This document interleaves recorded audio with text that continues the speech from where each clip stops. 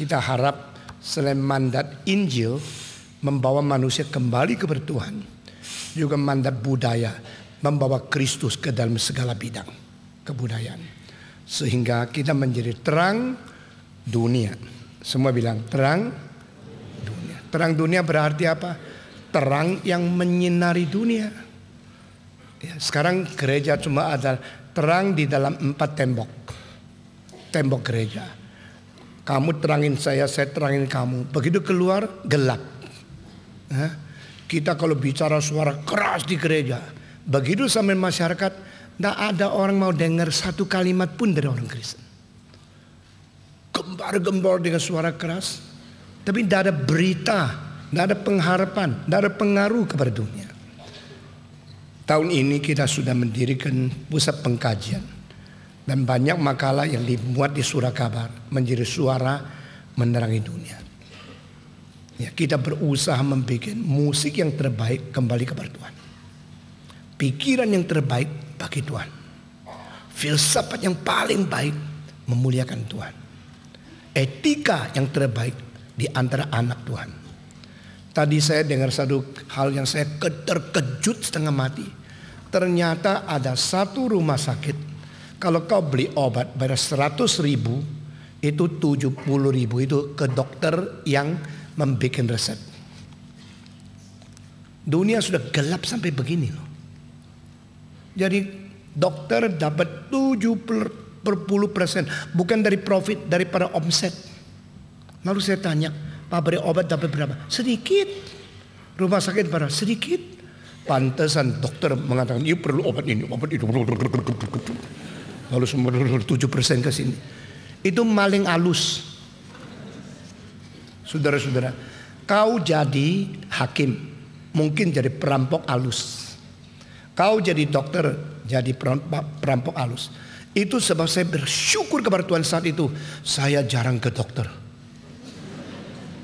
Saudara-saudara sekalian, sekarang rumah sakit itu sudah diambil alih oleh orang Kristen, dirombak, dan aborsi tidak bolehkan, dokter yang tidak beres dikeluarkan. Nah, ini namanya mandat budaya. Tetapi harus diekspos supaya orang tahu what are being done by Christians. Saudara-saudara, sinar cahaya Injil bukan hanya menerangi 4 tembok. Menerangi di dalam bidang politik, bidang perdagangan, bidang ekonomi, bidang etika, bidang filsafat, bidang studi, bidang akademik. Itu penting sekali. Saya kadang-kadang pikir ya, saya sangat berani mengadakan gerakan reform. Gerakan reform jauh lebih besar, jauh lebih penting, jauh lebih serius dari pada waktu kita dirikan, kita mulai. Sehingga yang memimpin nakoda gerakan ini, kalau saya bahaya. Tetapi kalau yang memegang nakoda adalah Tuhan, dan kita betul-betul taat kepada Dia, ada hari depan yang cerah. Karena selama hampir 22 tahun, mulai dari 84 seminar pembinaan iman Kristen pertama di Jakarta, sampai hari ini, kita melihat banyak ombak yang besar, banyak godaan yang besar, banyak itu liku-liku yang besar, banyak jurang yang dalam sekali.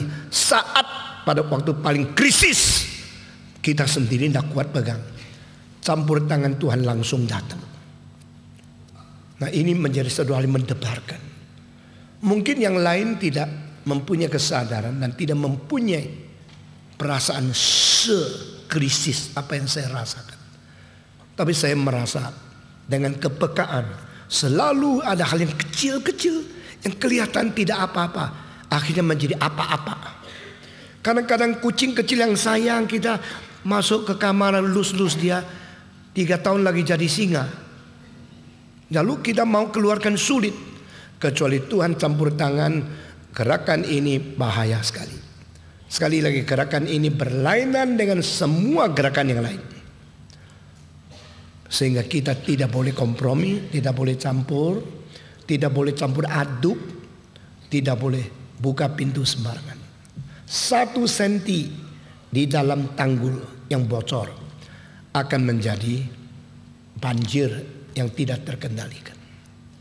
Tetapi kalau ketakutan terus, tidak ada yang dikerjakan. Maka bagaimana mengimbangkan gas, rem, kopling, semua itu perlu bijaksana dari Tuhan.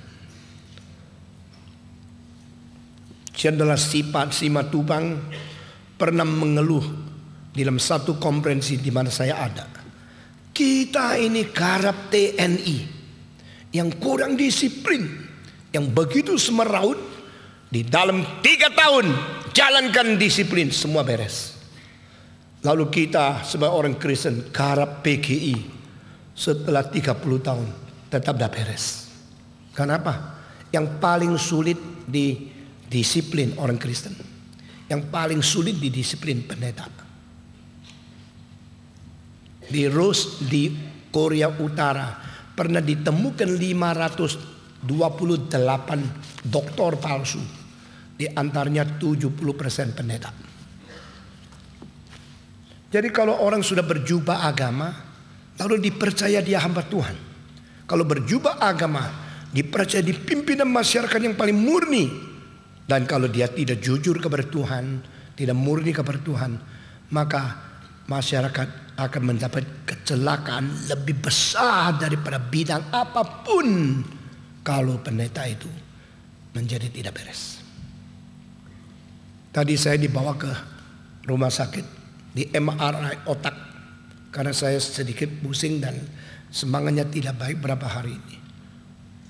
Tetapi waktu di MRI 25 menit dilihat otaknya bersih sekali dan tidak ada itu urat atau tidak ada pipa darah yang sumbat, semua bersih. Patong umur 60, hampir 67 masih bersih ya. Saya bilang iya dong, dari dulu semua pikiran kotor sudah saya buang. Pantas masih bersih, masa tidak bersih? Ya sekarang kalau tidak ketemu penyakit apa, kenapa kok lesu, kenapa darah kuat? Cuma satu, lagi malas, begitu saja. Hari Minggu setelah saya khotbah, baru saya detukkan jantung saya itu cuma sampai 55. Wah itu rekor. Itu atlet baru bisa kuat seperti itu. Dan biasanya saya 90, kadang-kadang kalau waktu khotbah 125, sering begitu. Kalau sudah tegang sekali malam juga 110.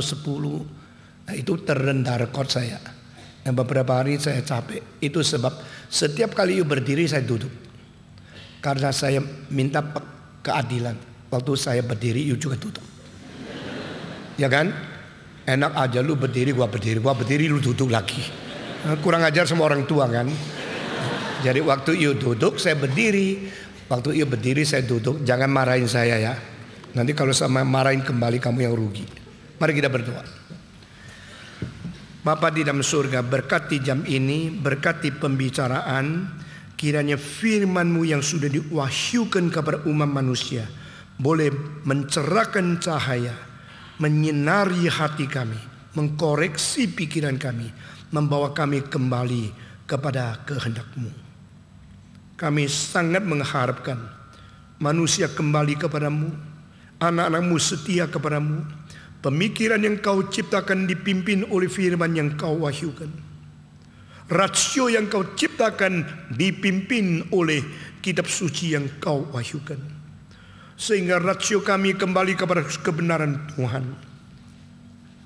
emosi kami kembali kepada kesucian cinta Tuhan, dan kemauan kami kembali kepada kehendak Tuhan, dan rencana kami kembali kepada rencana Tuhan, kelakuan kami kembali kepada pimpinan roh Tuhan, sehingga seumur hidup kami, seluruh hidup, seluruh aspek kelakuan hidup kami sinkron dengan makna dan tujuan Tuhan menciptakan kami. Berkati jam ini seperti Tuhan sudah memberkati jam-jam seluruhnya, sehingga kali ini NREC, NREYC, WC boleh menjadi kemuliaan bagi tempat yang paling tinggi di dalam takhta Tuhan, dan menjadi berkat bagi semua yang Kau pilih dan Kau pimpin ke sini. Dalam nama Yesus Kristus penebus juru selamat kami yang hidup. Amin. Saudara-saudara, tadi ada lagu nomor 16 yang kita nyanyi. Bagus dah lagu itu. Lagu itu tidak ada di mana-mana kecuali di dalam buku reform. Lagu itu tidak ada di Amerika, tidak ada di Jerman. Lagu begitu indah, kenapa cuma di sini? Karena pengarangnya di sini. Stephen Tong ya, bukan. Ini lagu mempunyai bobot, substansi musik yang sangat mendalam. Kelihatan tidak terlalu semangat. Memang ini bukan march. Ini adalah satu lagu kerohanian. Yang menggubah lagu ini adalah Billy Kristanto, hamba Tuhan yang berada di tengah kami. Saya minta Billy berdiri sebentar di mana? Ya. Dan orang Indonesia kalau dengar khotbah, tidak peduli pikiran dari mana. Khotbahnya didengar, dicatat, dikhotbah lagi. Ya, kalau dengar musik, ya bagus, lalu dinyanyi lagi, tidak minta izin.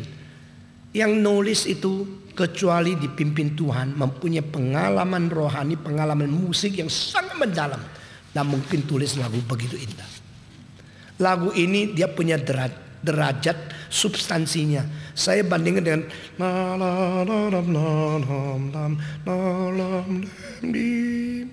lagu itu tidak begitu semangat, tapi bobot tinggi sekali.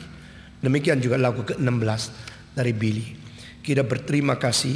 Billy seorang yang sangat low profile, ya, seorang yang sangat rendah hati, dan seorang yang memperdalam jiwa, motivasi, pelayanan, dan pergumulan rohani di hadapan Tuhan.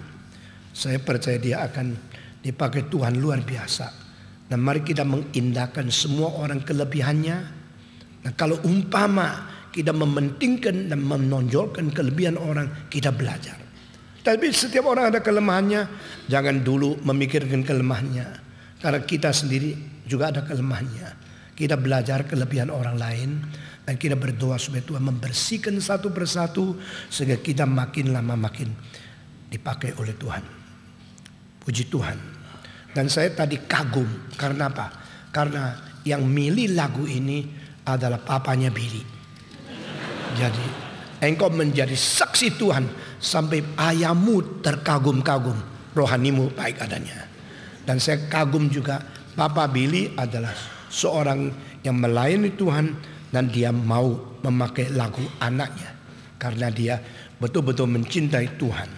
Saudara-saudara sekalian, saudara sudah menikmati NRIC? Siapa yang merasa menyesal datang sini, angkat tangan? Tidak ada ya. Yang pura-pura, angkat tangan. Yang bersyukur bisa ikut di NRIC, coba angkat tangan ya. Kalau dua-dua tidak angkat, nanti angkat tangan di kamarmu sendiri. Hari ini saya mau menyambung dengan judul Iman yang Sejati. Mau dengar? Mau enggak? Kemarin kita sudah bicara mengenai iman. Yang mengatakan aku beriman, aku percaya, aku yakin. Itu hampir tidak ada orang tidak bisa katakan. Orang komunis yakin komunisme itu kebenaran. Orang Islam yakin Islam itu satu-satunya kebenaran paling tinggi. Orang Kristen yakin orang Kristen punya iman itu kebenaran. Orang Reform yakin teologi Reform itu kebenaran. Lalu kebenaran menjadi kebenaran karena saya yakin. Tidak, karena kebenaran bukan menjadi. Di dalam Greka ada dua macam filsafat. Satu disebut philosophy of being, satu lagi philosophy of becoming. Becoming berarti menjadi, tadinya tidak, akhirnya menjadi. Being berarti dari dulu begini, sekarang begini, sampai selama-lamanya begini. Tidak mengalami proses, tidak perlu perubahan, tidak tergantung orang itu bagaimana menanggapi dia. Lalu kita mau tanya, teologi yang benar, iman kepercayaan, dengan konten yang disebut isi iman itu menjadi atau memang? Kalau memang adalah kebenaran, tidak peduli engkau percaya tidak percaya. Bukan karena aku percaya, maka yang ku percaya menjadi kebenaran. Lalu kau tidak percaya, karena engkau tidak percaya, maka itu bukan kebenaran. Di dalam aksiologi, filsafat mengenai nilai juga ada dua macam pandangan. Satu macam pandangan, nilai ada pada substansi nilai itu sendiri. Tidak tergantung engkau menganggap dia bernilai atau tidak nilai. Itu disebut existence theory in axiology. The value is within the substance of value itself. Kedua macam adalah teori interest. The value depend on how interest you have on it. How deep is your like and dislike to it. Nilai itu tidak ada. Nilai hanya tergantung kau mengindahkan atau tidak. Di dalam auction Christie, auction Sotheby, auction daripada rumah-rumah auction termasuk Antiquarum di Switzerland Geneva, saudara-saudara, satu arloji yang dulunya waktu dijual $3.000, kenapa setelah 40 tahun ada orang berani beli $800.000? Depend on your interest. Karena engkau mengetahui waktu itu zaman Hitler dibikinnya arloji ini cuma 2 biji dan bahannya pakai platinum. Platinum waktu itu harganya begini. Lalu ini barang terlalu langka. Ini adalah barang daripada Rolex. Pada saat itu sulitnya dapat emas. Dia bukan dapat emas, dia dapat platinum. Lalu hanya dapat sedikit, dia bikin 2 arloji. Tidak mungkin ada model seperti itu. Dan yang membuat arloji tahun itu, teknologinya sudah mencapai begitu rumit, begitu mendetail, dan fungsinya itu sampai 28. Saudara tahu fungsi arloji yang paling sederhana sama 2 jarum. Jam 10, 20 menit, sudah. Lalu pakai detik, fungsinya 3. Pakai tanggal, fungsinya 4. Pakai hari, fungsinya 5. Rolex paling hebat ya cuma tulis, bisa bikin sampai 5 fungsi saja. Tetapi kalau ini Patek Philippe pernah dibikin 28 fungsi lunar year setelah 100 tahun, dia tidak akan tergantung engkau putar setiap 4 tahun tanggalnya 29 Februari. Setiap bulan tanggal 30, lalu tanggal depannya 31 baru loncat 1. Dia loncat sendiri. Jadi fungsinya rumit sampai menjadi sesuatu universal kecil di atas tanganmu. Small universe in your hand. And they could work so perfectly, so accurately. Pernah 2 pilot pakai Movado, merek Movado. Satu dari New York terbang ke Paris, 7 hari kembali. Satu dari New York terbang ke Jepang, 7 hari kembali. Setelah kembali dicocokkan, bedanya di dalam 7 hari tidak lebih daripada 3 detik. Arloji itu sekarang menjadi terkenal sekali. Jadi itu arloji fungsinya cuma 3 atau 4. Tapi akuratnya memecahkan rekor pada waktu itu. Itu menjadi arloji yang klasik dan sangat disenangi oleh orang. Dan saya punya 1. Besok saya taruh di museum. Nah saudara-saudara, dengan demikian nilai arloji itu tambah terus. Karena apa? Some people know why its price is rising. I am interesting on that. Jadi nilai apa pada diri kah? Atau nilai tergantung orang lain yang tambah kepada dia? Nilai tergantung kau suka dan suka? Atau nilai tidak tergantung reaksi responmu bagaimana? Lalu dari pikiran ini kita terapkan ke dalam kebenaran. Aku percaya, aku beriman. Nah ini imanmu. Imanmu ini memang bernilai. Atau karena engkau senang baru dia tambah nilai. Atau imanmu ini adalah memang tidak bernilai. Tetapi engkau mengangkat-angkat seperti auction house. Bikin sampai orang rasa itu terlalu langka. Lalu berani dengan emosi. Saudara tahu 1 mangkok daripada enamel itu decoration dengan bahan yang diimpor dari Perancis, dibikin di Tiongkok 280 tahun yang lalu, baru dijual di Hong Kong 1 mangkok. Dapat berapa? 180 miliar uang Indonesia. 1 mangkok. Kok mahal begini? Karena di dunia cuma 2. Yang satu di Percival David Foundation of Chinese Art di University of London. Saya pergi lihat sendiri. Yang satu ada di Mr. Chang di Hong Kong. Waktu dia kasih jual, seluruh dunia mengejar. Akhirnya yang dapat adalah adik perempuan sendiri. Wah, itu kong kali kong. Tidak. Karena dia bukan jual kepada adik lalu lapor harga begini. Dia melalui Christie.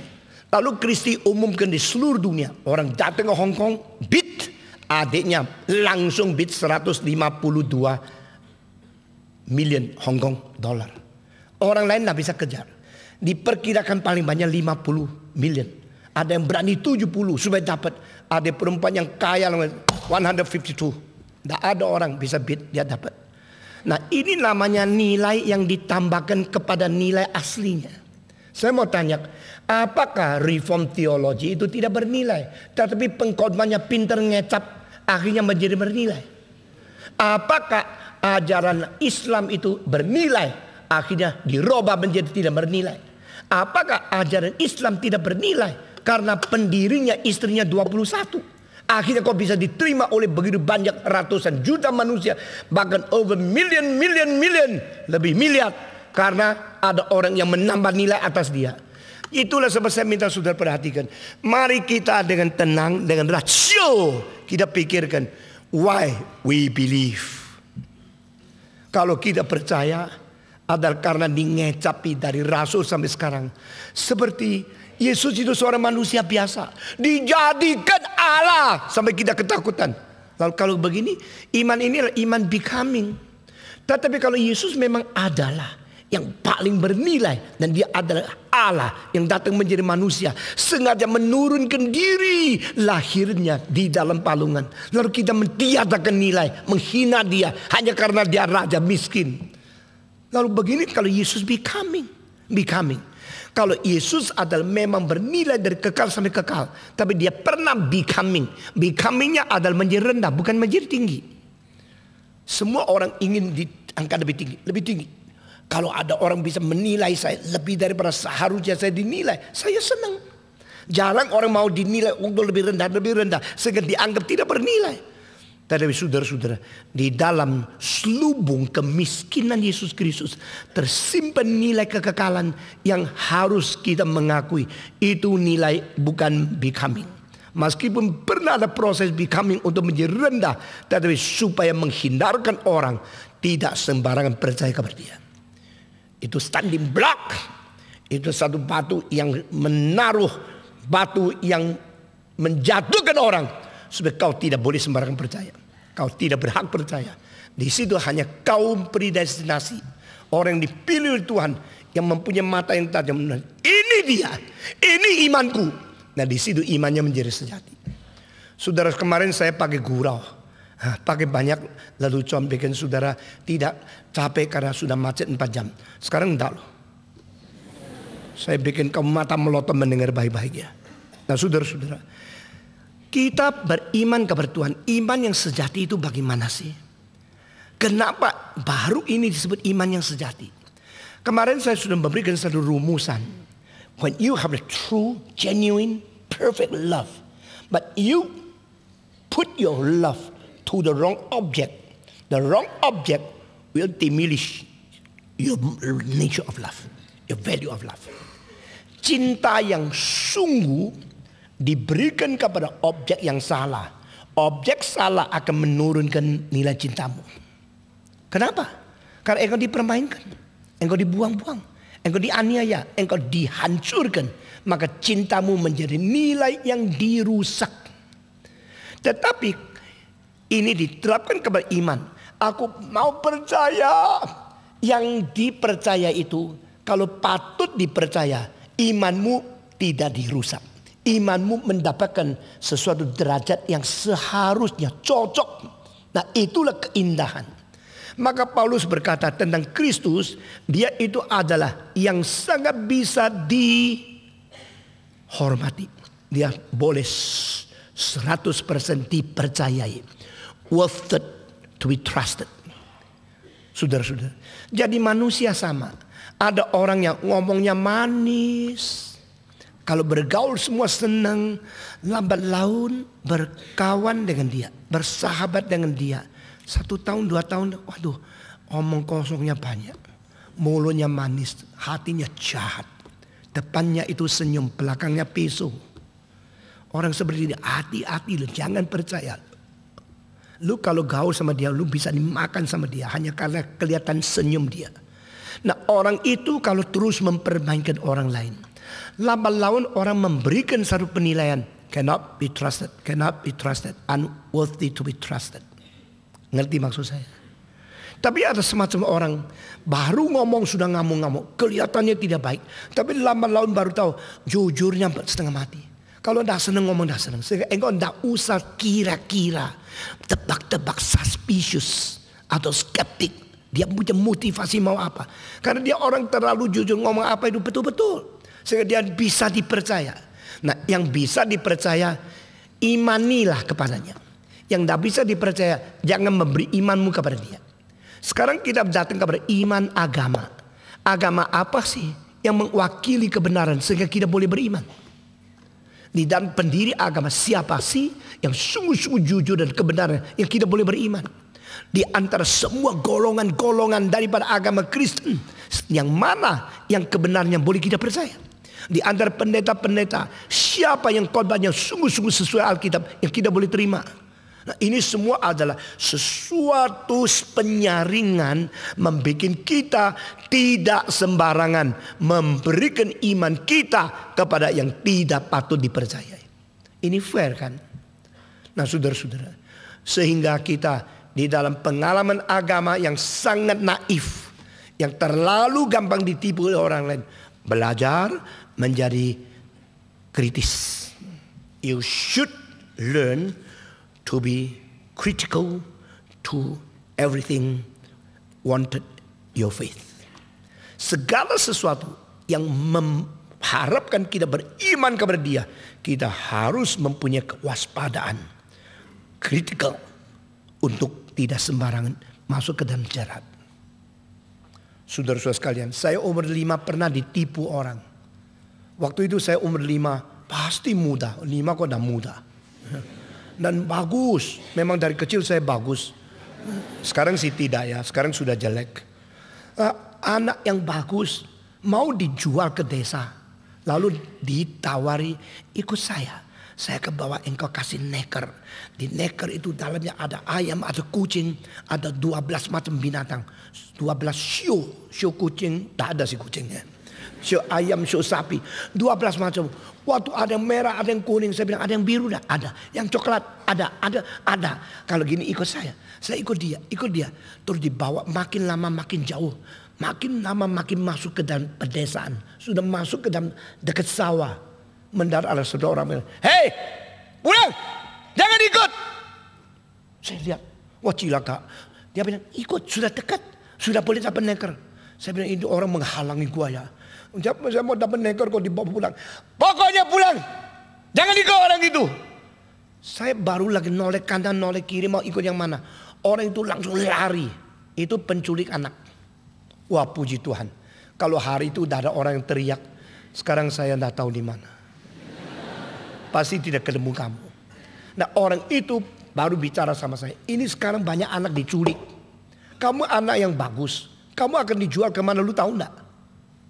Nggak tahu. Goblok, ikut aku pulang. Bawa pulang, kasih tahu sama mama saya. Ini sudah di pinggir sawah. Saya bawa dia pulang. Mama bilang, ayo. Puji Tuhan lu dibawa sama dia. Peluk saya kembali. Nah, inilah tugasnya reform. Reform membawa engkau pulang daripada penculik-penculik yang menawarkan engkau yang indah-indah. Yuk ketawa. Puji Tuhan dong. Ya. Dan engkau bilang kalau reform sendiri penculik bagaimana? Ada orang lagi bawa aku pulang bagaimana? Nah, itu sebab you mesti dibina. Seperti apa yang dikatakan Adi Halim tadi. Pembinaan itu penting. Lalu biar engkau tahu sendiri, is it right or wrong? And how can I know which one is right, which is wrong? You perlu satu kompas. Kompas itu di mana? Bagaimana mendapatkan kunci master untuk mengetahui membuka semua pintu hotel supaya tahu di dalam ada rahasia, ada maling, ada orang jahat yang mana. Saudara-saudara sekalian, nah ini tugas yang Tuhan serahkan kepada saya. kira-kira 25 tahun yang lalu. Saya mulai mendidik dengan teologi reform yang saya anggap adalah satu sistem kepercayaan yang bertanggung jawab, yang berfondasi, yang boleh tahan uji dan boleh membawa manusia kembali kepada Tuhan secara total dalam sistem yang utuh, komprehensif, yang sempurna, yang tidak bercacat, teologi reform. Tapi siapa saya? Waktu itu saya masih umur tidak terlalu senior. Orang mau dengar tidak? Saya mengajar, mendidik di sekolah teologi yang saya mengajar. Saya mentanamkan itu reform teologi sampai ada murid-murid yang paling pintar, satu persatu disadarkan. Baru setelah waktunya cukup, saya mendirikan gerakan reform. Setelah mentegakkan gerakan reform, saya dengan satu metode, yaitu mengajar kebenaran kepada ribuan orang.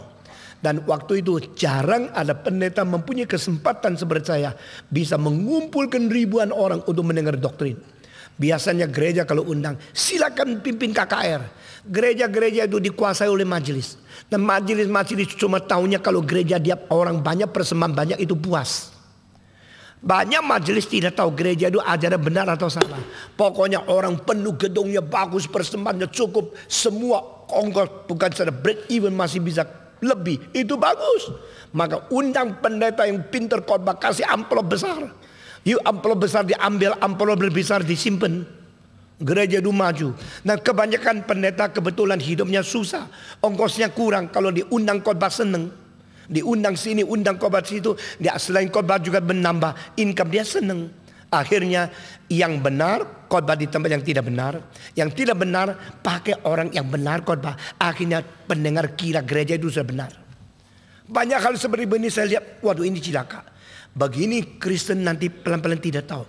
Yang pelangnya gereja, dalamnya tidak tentu ajaran yang murni gereja. Yang pelangnya itu adalah denominasi yang baik, tetapi mengundang pengkhotbah yang ajaran itu tidak beres. Kenapa orang yang beres tidak mempunyai wadah yang beres? Kenapa orang beres masukkan wadah yang tidak beres?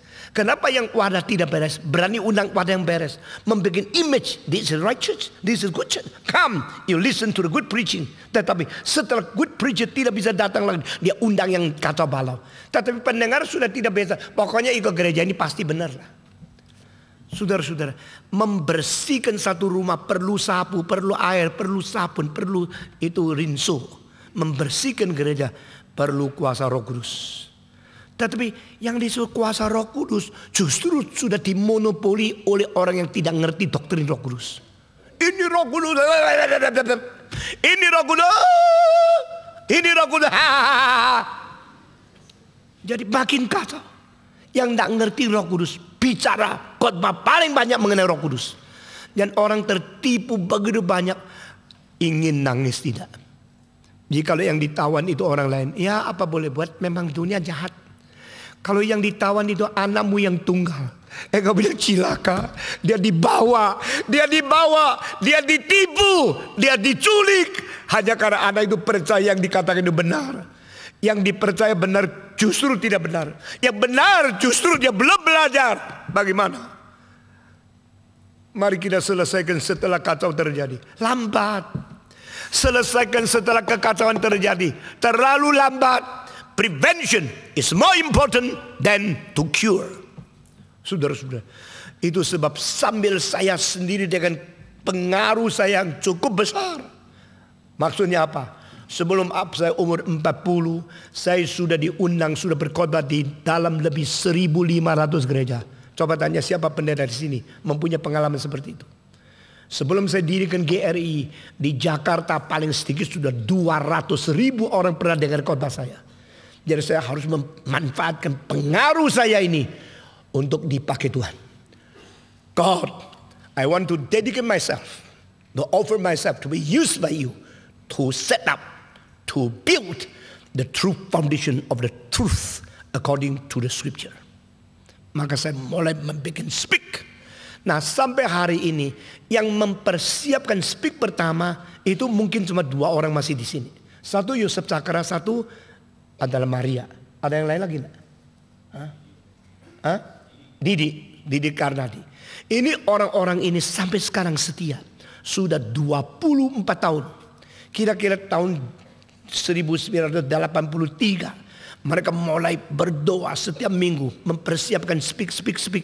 Tetapi mereka juga dari reform waktu itu, ya. Sebab pikir kalau Stephen datang bikin pembinaan boleh juga lah, karena semangat kok banyak orang dah ngantuk. Waktu itu kalau tuntut dia reform, wah mungkin dia juga tak tahan. Jadi cara Tuhan begini, akhirnya pergi Granada.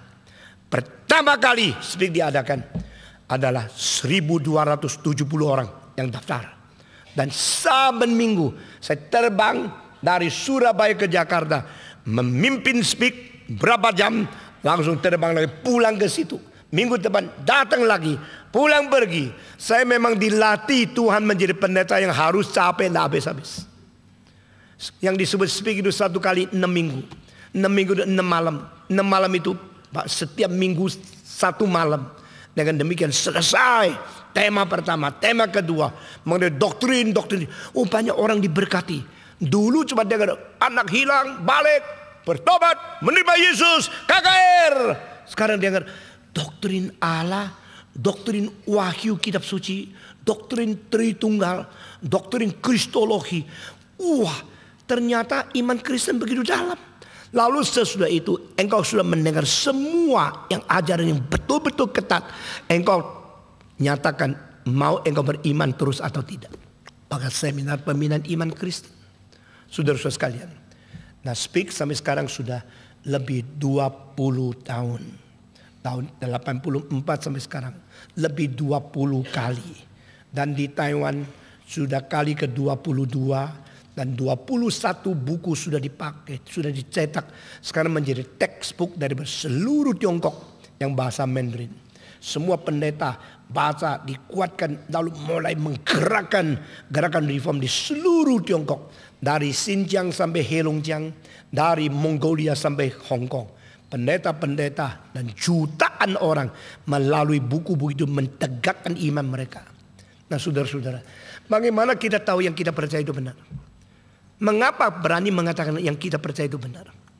Kalau semua orang mengatakan dia benar, maka yang dikatakan benar itu jadi benar. Tidak ada kebenaran yang jadi benar. Benar ya itu benar. Tidak tergantung engkau percaya atau tidak. Tidak tergantung engkau setuju atau tidak. Lalu standar yang menjadi tidak ada. Standar yang iyalah itu dari mana kita memperoleh. Maka di dalam kitab suci menawarkan satu kalimat keluar dari mulut Tuhan Allah sendiri yang tidak ada di dalam kitab suci agama apapun. Never mention, no compete, once forever. Allah waktu ditanya oleh Musa, siapa engkau? Kalau aku pergi ke Firaun, aku berkata, Yehova suruh saya datang memerintahkan kamu. Engkau memang pencipta langit dan bumi, tapi dia kerajaan terbesar di dunia. Saya nihil. Kalau saya berdiri di depan Firaun, saya dibunuh pun tidak ada tentara bisa membela saya. Tapi karena engkau yang suruh, lalu saya beritahu, let my people go, let them be liberated, let them be free, and they can worship God freely in the desert. Engkau telah membuat aku susah. Aku harus berdiri di depan raja yang paling berkuasa di dunia. Saya siapa? Dengan kekuatan apa saya boleh berdiri dan bicara perintahkan dia? Lalu saya berkata kepada orang Israel, Tuhan suruh saya datang kepadamu. Keluar. Jangan mau menjadi budak dari Mesir. Jangan mau ditipu. Jangan mau diculik. Engkau punya bapa yang asli, bukan Firaun. Ayo keluar. Mereka mengatakan, siapa suruh datang? Saya bagaimana jawab? Tuhan, please answer me. Who are you? Nah ini pertanyaan tanya jawab pertama di Alkitab. Di dalam pelayanan saya pentingkan tanya jawab. Saya tidak takut ditanya. Karena apa? Karena semua pertanyaan yang sejati motivasinya. Setiap pertanyaan keluar dari kesungguhan mau tahu kebenaran, sudah ada jawaban yang disiapkan oleh Tuhan. Karena Tuhan itu Tuhan. Aku betul-betul percaya Allah tidak mungkin melantarkan orang yang sungguh-sungguh mencari kebenaran.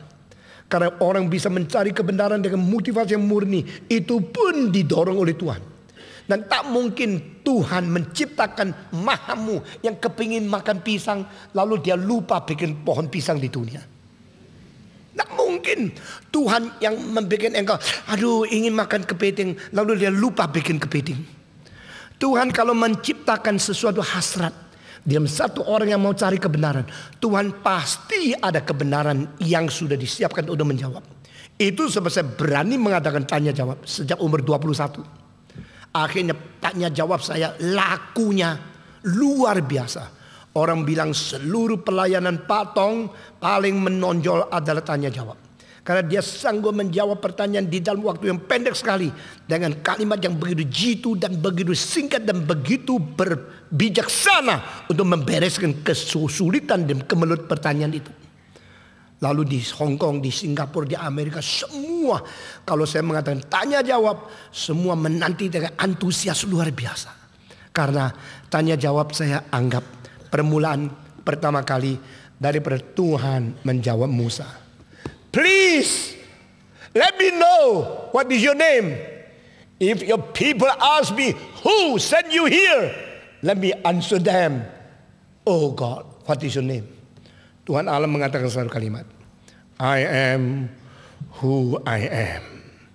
Aku adalah yang ada dari kekal sampai kekal pada diriku yang ada ini sendiri. Aku adalah yang ada itu sendiri. Dari kekal sampai kekal. Inilah satu-satu kalimat yang tidak ada pada semua skriptur, semua kitab suci agama lain. Tidak ada di Al-Quran, tidak ada di Buddha, tidak ada di Confucius, tidak ada di Socrates, tidak ada di dalam agama apapun dalam dunia. Di sini kita mulai melihat yang disebut the eternal being with a process. Itulah yang disebut Allah. God is God because He is not becoming. God is God because He is the one who is He Himself. God is God because He is forever and evermore. God is God.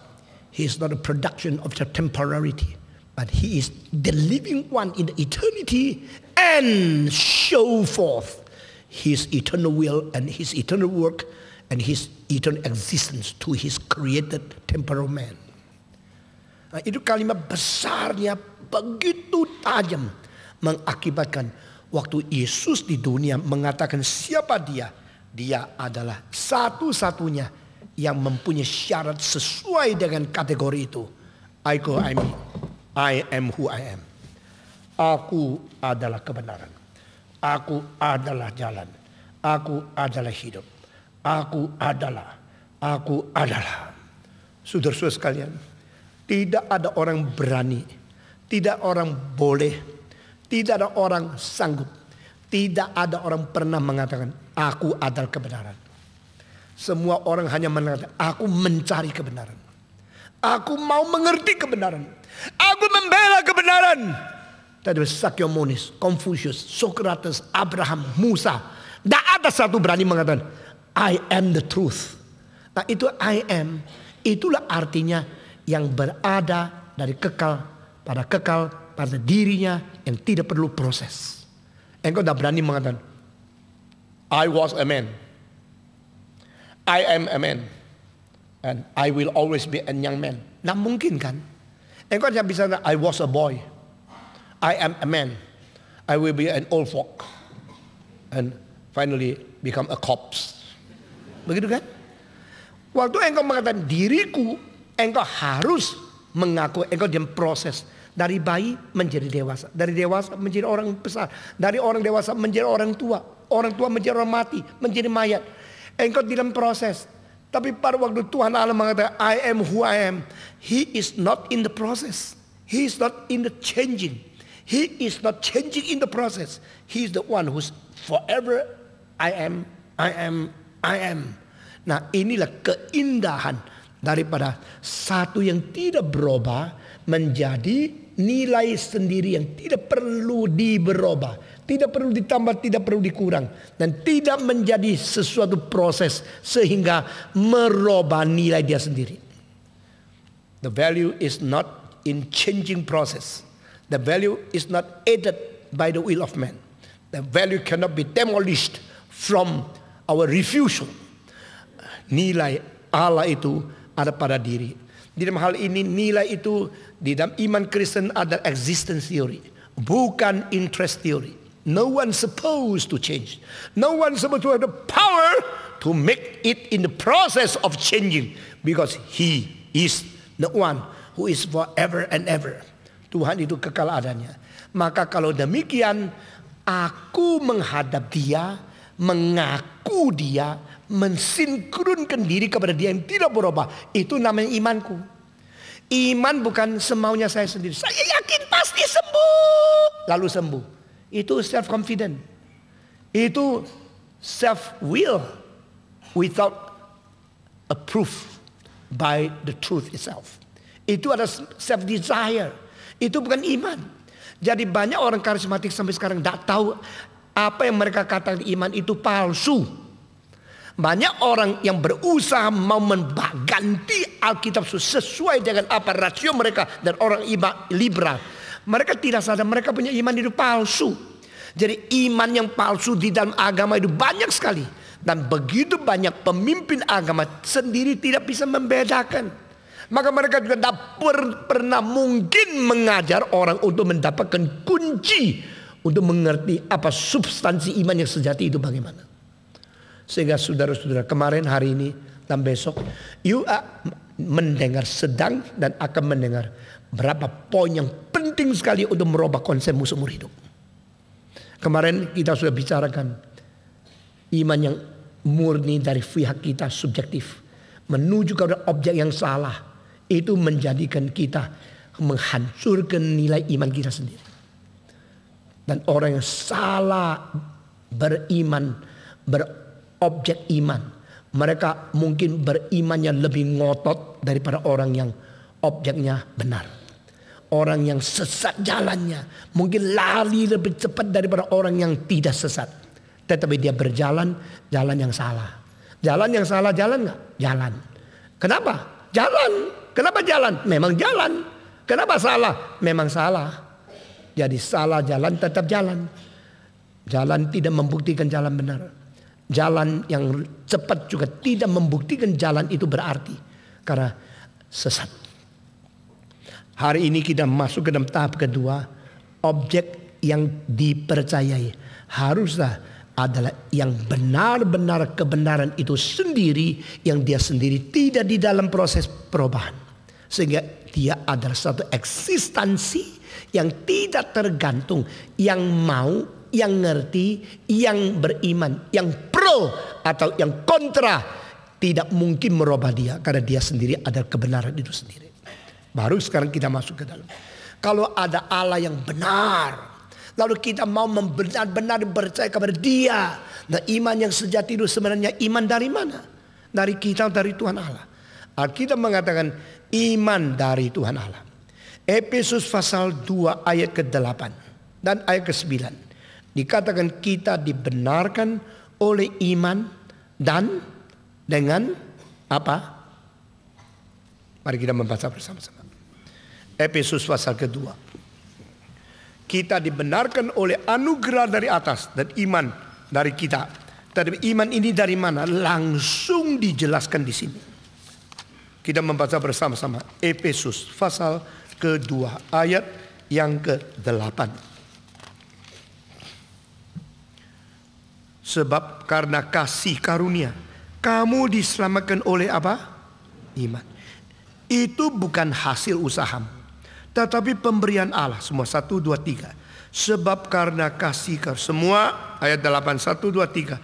Sebab karena kasih karunia kamu diselamatkan oleh iman. Itu bukan hasil usahamu, tetapi pemberian Allah. Itu bukan hasil pekerjaanmu. Jangan ada orang yang memegahkan diri. Saudara-saudara, even faith itself is not produced from you yourself. Even the faith itself is a gift from God. Kita diselamatkan karena kasih karunia. Dan kita diselamatkan karena kasih karunia dan iman kita. Itu pun bukan dari dirimu. Itu pun bukan daripada kelakuanmu. Itu berasal daripada Tuhan yang memberi kepada kamu. Sehingga iman itu dari Tuhan. Kalau demikian, jangan anggap kita inisiator. Meskipun istilah pistos, iman, di dalam bahasa Igrika dicantumkan kira-kira adalah 100 kali hanya di dalam buku Yohanes, dan 270 kali dalam seluruh kitab Perjanjian Baru. Semua berindikasi kita inisiatif. I believe, aku percaya kepada Tuhan. I inisiator, believe satu action, in God satu objek, subject, verb, objek. Aku percaya kepada dia. Aku percaya kepada dia. Ini secara fenomena betul. Tetapi seluruh kitab suci mengajar secara pengertian organik bahwa aku bisa percaya kepada Tuhan karena Tuhan yang memberikan karunia ke dalam hatiku sehingga aku bisa percaya kepada dia. Dan Tuhan mengirim Roh Kudus untuk menanamkan iman ke dalam aku. Tuhan mencurahkan iman memenuhi hatiku. Dan Tuhan memberikan firman. Sehingga dari firman menerbitkan sesuatu bibit iman untuk beriman dan setia kepada dia. Itu sebab hari ini kalau kita bicara tentang iman, sebenarnya kalau kita perlu kira-kira 20 jam itu bisa lengkap sekali. Tapi sekarang tidak ada pendeta yang mau bicara satu tema begitu panjang lebar, begitu detail, begitu sampai berakar. Karena pendengar pun tidak sabar mendengar. Paling banyak dengar 2 kali, boleh, langsung dapat kuasa, langsung lebih enak, langsung lebih ringan. Kita tidak bersedia mau belajar. Kita tidak bersedia mau mengerti. Orang yang mau mengerti berlian asli atau tidak, dia pasti bawa satu keker. Saudara-saudara. Dan kekernya itu pasti membesarnya bukan sembarangan. Lalu dia teliti melihat ini benar atau tidak. Tidak bisa asal beli aja. Puji Tuhan sama mengkilap kok. Puji Tuhan sama warnanya putih kok. Tidak bisa. Kalau engkau beli pasir, sudah beli 1 truk. Tambah sedikit dong. Yang jual pasir tidak akan dapat. Cret, ditambah 1 sorokan. Kasih engkau. Engkau beli berlian sudah selesai. Tambah dong. Cret, kasih sedada itu. Tidak mungkin. Tidak mungkin itu. Karena ini berlian. Ini mesti kasih dengan teliti. 1 senti berapa ratus ribu, berapa puluh juta. Tidak mungkin oke, tak tambah 1 kilo. Oke, sudah. Tidak bisa itu. Karena itu terlalu berharga. Iman itu adalah kesetiaan terhadap kebenaran. Kesetiaan kepada kebenaran itu dituntut sampai murninya, sampai akuratnya, tidak berkompromi sekali. Itu iman sangat berharga. Saudara-saudara, mari kita pikirkan ayat-ayat Alkitab. Kau dibenarkan melalui iman. Kau dikuduskan melalui iman. Kau disebut anak Allah karena iman. Kau mendapatkan hak menjadi anak Allah karena percaya di dalam namanya. Kau menerima Roh Kudus karena iman. Kau mendapat hidup berkelimpahan karena iman. Iman. Setiap langkah di dalam periode baru, di dalam pertumbuhan proses kerohanian kita sampai berjumpa dengan Tuhan. Setiap langkah dimulai dari iman. Ditahui dan ditandai dari iman.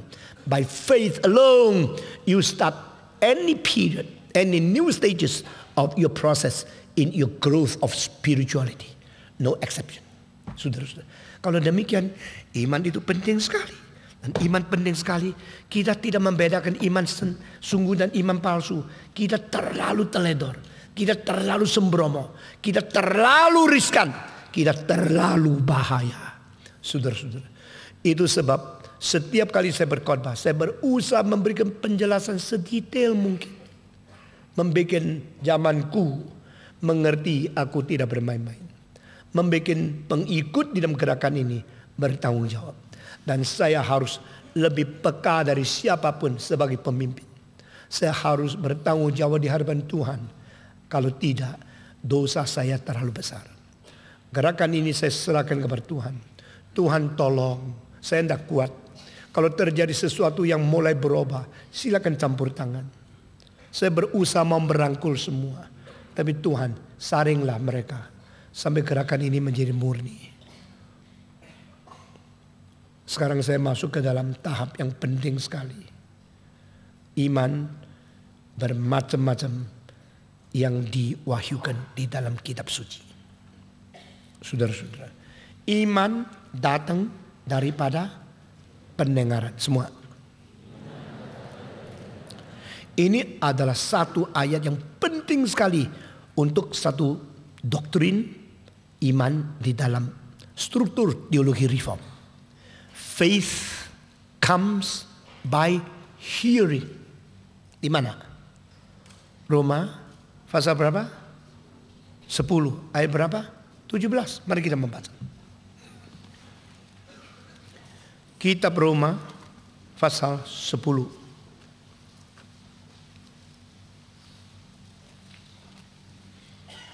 Ayat yang ke-17. Jadi iman timbul dari pendengaran. Dan pendengaran oleh firman Kristus.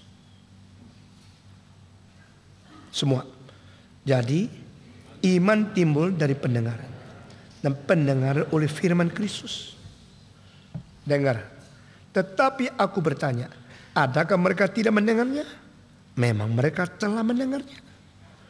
Suara mereka sampai ke seluruh dunia. Dan perkataan mereka sampai ke ujung bumi.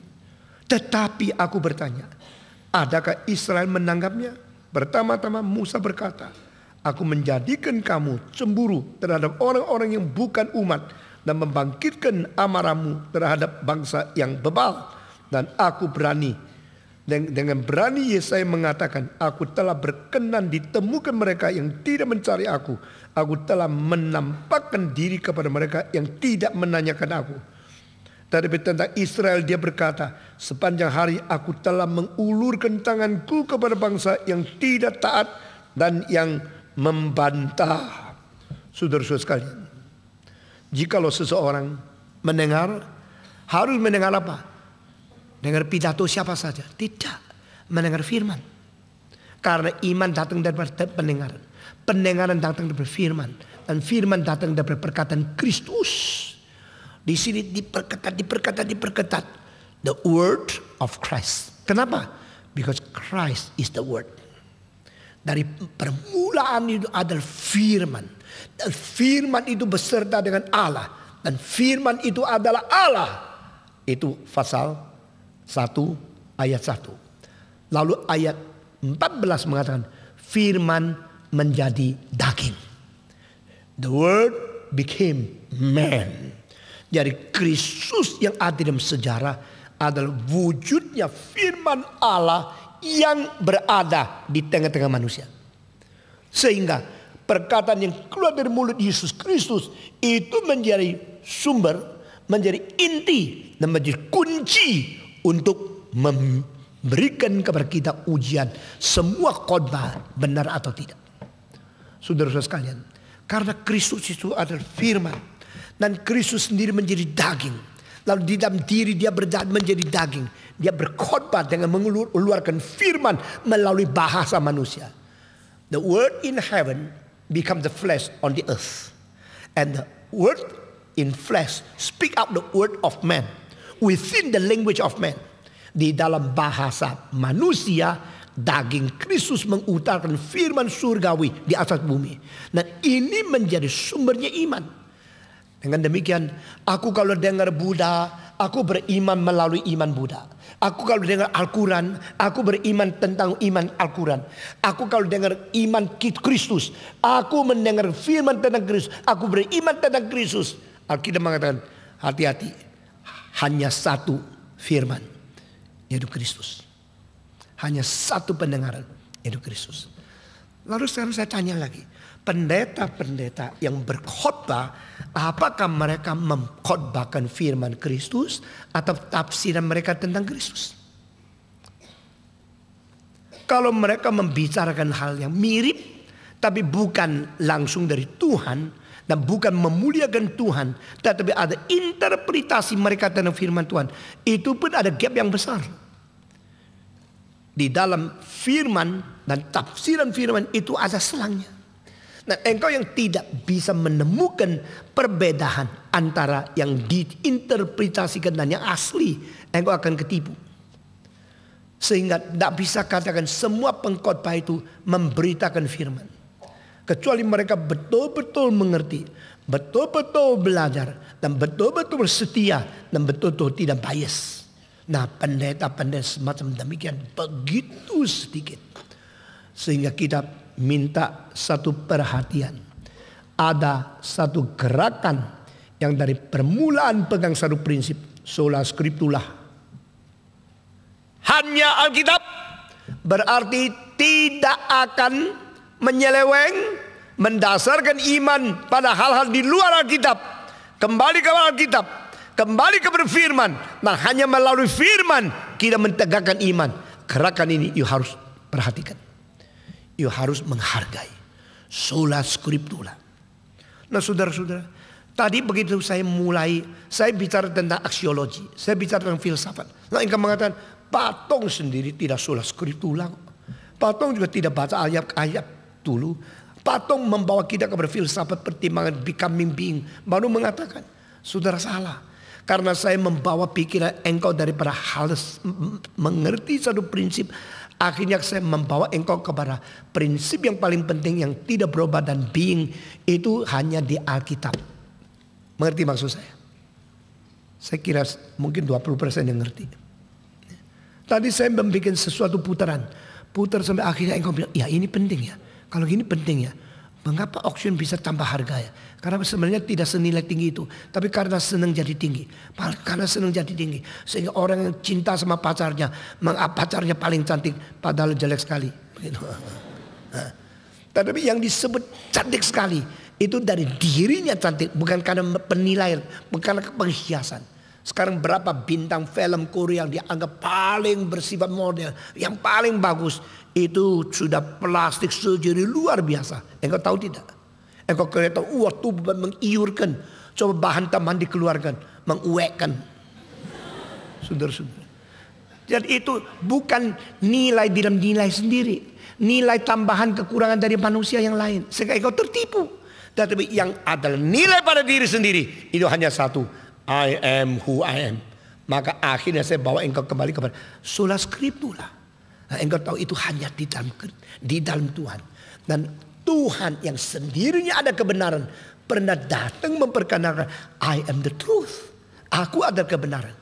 Aku adalah jalan. Aku adalah hidup. Maka di dalam diri Kristus kita menemukan apa yang menjadi dasar iman. Maka believe to the truth. Firman. Firman. Faith comes by hearing. Iman timbul dari pendengaran. Pendengaran dari firman Yesus Kristus. Oh, gua tahu sekarang. Orang Kristen beriman setelah mengerti firman Tuhan. Jadi kalau tidak mendengar firman Tuhan langsung beriman. Itu imannya tidak benar. Nah, kalau dengan kalimat ini sudah ngerti, sekarang saya tanya. Percaya saja, pasti penyakitmu akan disembuhkan. Lalu orang yang tidak pernah Kristen, tidak pernah dengar firman. Lalu datang, aku percaya Tuhan Maha Kuasa, Tuhan akan sembuhkan saya. Iman itu iman apa? Iman itu iman setelah dengar lalu timbul. Atau iman sebelum dengar punya sendiri. Jawab. Dia mah jawab dulu ya. Iman itu iman setelah dengar firman baru timbul. Atau iman ada pada sendiri. Iman pada orang yang belum dengar firman. Lalu sekarang engkau sebagai pendeta minta orang yang tak percaya Tuhan beriman untuk disembuhkan. Dan iman itu begitu besar sampai disembuhkan oleh Tuhan. Bahkan orang Kristen sudah lama dengar firman pun kalah imannya. Berarti mereka tidak usah dengar firman dong. Manusia sudah iman sendiri dong. Kalau manusia ada iman sendiri, tidak usah dengar firman pun Tuhan taat kepada dia, sudah cukup dong. Apa itu iman Kristen? Itu iman yang mau dituntut oleh Alkitab. Tidak salah loh. Engkau bilang, oh gitu ya. Boleh juga ya. Saudara masih banyak loh. Saya mengkupas satu persatu. Akhirnya seperti bawang dikupas. Sudah kupas sampai terakhir. Engkau susah melihat karena air mata terus mengalir. Pedas itu. Sekarang saya bikin benar. Kita punya salah konsep. Alkitab ada tidak semacam iman yang tahu saya mendengar firman? Ada. Justru ada. Lalu orang karismatik mengatakan beriman saja. Dia sedang menggali, sedang menantang atau menuntut semacam iman apa sih? Orang kenapa dengar firman Tuhan di gereja liberal sudah berpuluh-puluh tahun makin tidak beriman? Kenapa karismatik percaya orang tidak usah dengar firman sudah ada iman besar? Nah ini kan kontra. Apakah ini permainan pendeta liberal atau semacam itu sulapan daripada pendeta karismatik atau semacam salah tafsir daripada pendengar? Atau antropologinya salah, atau doktrin reformasinya salah, atau bagaimana? Ya tidak tahu Pak Tong, lu sendiri yang rumit gini. Gua kan imannya itu iman. Iman apa lu? Imanmu iman apa? Saudara-saudara, di dalam Alkitab memang ada catat hal-hal yang paradoks. Satu kali seorang yang disembuhkan oleh Yesus Kristus mengajar orang Farisi sampai orang Farisi gondok. Kenapa kamu bisa lihat? Coba tunjukkan apa yang terlaku. Itu orang berdosa tahu tidak? Saya tidak tahu dia berdosa atau tidak. Saya cuma tahu kemarin saya buta, setelah dia tubuh saya sembuh. Tahu tidak Tuhan tidak mendengar orang berdosa. Oh dia mengajar orang Farisi. Orang Farisi kurang ajar, gua gelarnya 3 loh. Lu masih tengah pinggir jalan seperti pengemis. Lu berani ngajar aku. Wah mereka marah sekali sama dia. Tetapi orang itu beriman. Iman apa? Lalu orang Farisi sudah dengar firman Tuhan tidak beriman. Kenapa tidak beriman? Memang banyak orang sekolah teologi akhirnya tidak beriman. Memang. Apalagi sekolah teologi di sekolah liberal. Makin belajar makin akademik makin tidak percaya Yesus dilahirkan oleh Ananda Maria. Tidak percaya Yesus makin, tidak percaya Yesus berkuasa, tidak percaya. Masih makin melutru di dalam dunia akademik yang berdasar tidak beriman. Sudah lulus makin tidak beriman. Tapi ada orang yang belum masuk sekolah teologi ada iman. Lalu iman apa yang ada ini? Iman apa yang kehilangan di situ? Ini memang rumit sekali. Nah saya tidak berusaha memfihak atau membela blok yang mana. Saya mau kita sama-sama di Alkitab mencari. Adakah iman sebelum dengar Injil, sebelum mendengar firman sudah ada. Kalau memang ada semacam iman itu, kenapa di 10 ayat 17 dikatakan iman datang dari pendengaran? Iman timbul dari pendengar. Kalau demikian, iman semacam yang itu, yang tidak perlu dengar itu iman apa? Nah iman itu catat di mana? Di dalam Ibrani pasal 11 ayat 6. Mari kita baca. Ibrani pasal 11. Ayat ke-6.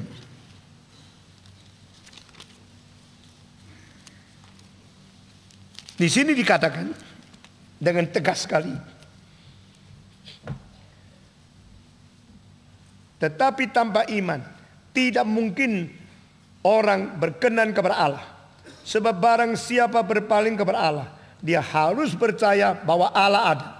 Dan bahwa Allah memberi upah kepada orang yang sungguh-sungguh mencari dia. Semua. 1, 2, 3. Tetapi tanpa iman tidak mungkin orang berkenan kepada Allah. Sebab barang siapa berpaling kepada Allah, ia harus percaya bahwa Allah ada. Dan bahwa Allah memberi upah kepada orang yang sungguh-sungguh mencari dia. Ini ayat mengenai apa? Ayat mengenai to believe in the existence of God and to believe He is a rewarder to those who are seeking after Him. Jadi orang ini datang kepada Tuhan, dia percaya Tuhan ada, baru menerima firman Tuhan dari Allah yang ada berbicara kepada dia. Kalau begini, dia belum dengar firman, sudah ada iman. Kok belum dengar firman, sudah ada iman? Nah ini ada semacam iman kepercayaan yang sangat natural. Dan saat ciptaan sudah ditanamkan di dalam hati setiap orang. Sehingga tidak ada ateis yang sejati.